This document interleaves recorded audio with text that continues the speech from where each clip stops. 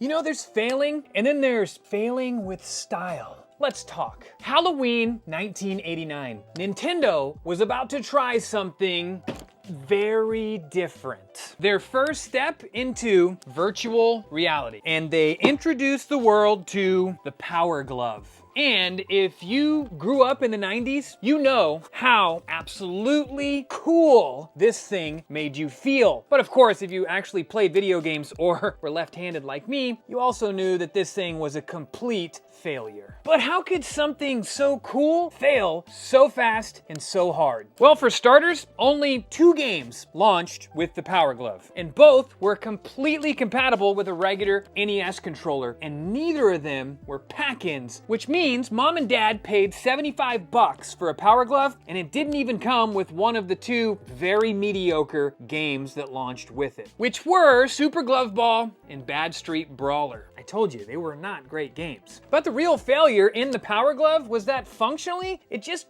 really didn't work. It was designed to operate off of motion, pitch, yaw, and roll. But in order to save costs, the actual Power Glove by Nintendo was only able to detect roll. And that's not to mention, that was all detected by fiber optic sensors that were mounted all over your television. And by Halloween of the following year, it was discontinued. But here are a couple of things that you probably didn't know about the Power Glove. The Power Glove actually wasn't even the brainchild of Nintendo. This thing is based off of patented technology from the Data Glove, which actually had sensors all through the fingers. And in fact, this thing isn't actually even made by Nintendo. This is made by Mattel, the toy company, not Nintendo. Another fun Power Glove fact though, did you know this design was actually based off of the 1988 film RoboCop? Drop it. But the one thing that really makes the Power Glove such a cultural icon amongst